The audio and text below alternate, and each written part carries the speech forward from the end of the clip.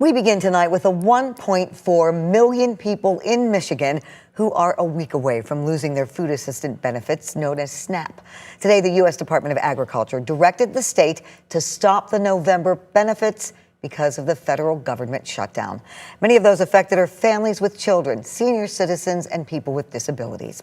13 on Your Side's Nick Nelson went to Feeding America West Michigan tonight and joins us with the challenges the organization that helps so many now faces. Nick. Yeah, Juliet, a spokesperson for the organization that helps feed more than 1 million families, says today's news on SNAP only adds concern to an already worrying growth of food insecurity.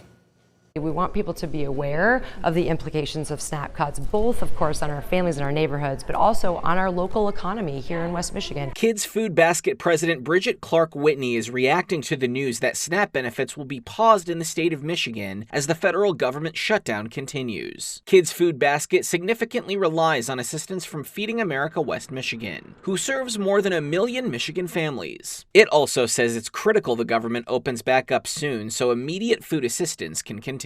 We're very much urging people to contact their elected officials and let them know that this is unacceptable. The federal government, the state government, they all have, within their resources, the ability to ameliorate this problem. Chief Impact Officer Joseph Jones says, however, the problem runs much deeper than SNAP. Demand for food assistance has risen by 70% since the pandemic, according to the organization. A lot of that was due to cuts in some of the supports that were generated during the pandemic.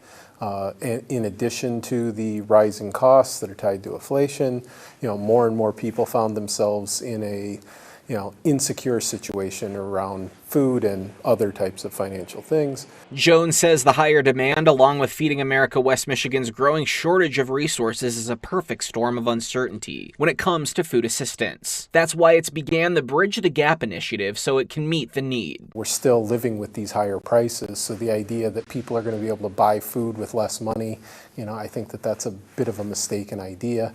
And I think we have to move past this idea that we have this group of people in our population who are just kind of living off of these particular benefits.